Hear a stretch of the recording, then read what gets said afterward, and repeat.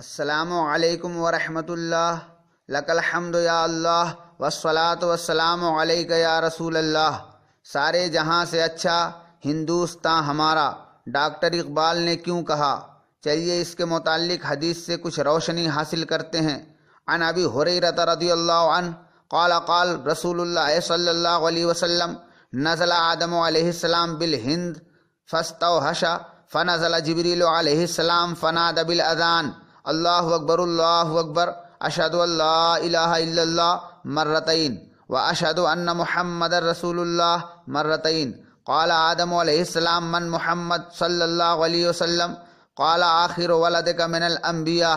امام دائلمی نے مسند الفردوس پارٹ 1 پیج نمبر 271 پر، اور امام سیوطی نے خصائص الکبریٰ پارٹ 1 پیج نمبر 15 پر، امام اصبہانی نے حلیۃ الاولیاء پارٹ 5 پیج نمبر 170 پر، اور ابن عساکر نے تاریخ دمشق پارٹ 7 پیج نمبر 437 پر، اور امام ہندی نے کنز العمال پارٹ 11 پیج نمبر 455 پر اس حدیث کو نقل کیا ہے۔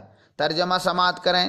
حضرت ابو ہریرہ رضی اللہ عنہ بیان کرتے ہیں کہ حضور نبی کریم صلی اللہ علیہ وسلم نے ارشاد فرمایا، حضرت آدم ہندوستان میں نازل ہوئے۔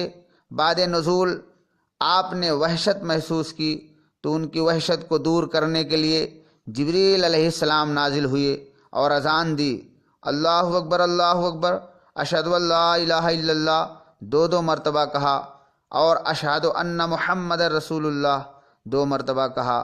تو آدم علیہ السلام نے دریافت کیا، یہ محمد کون ہیں؟ حضرت جبریل نے کہا، آپ کی اولاد میں سے آخری نبی ہیں۔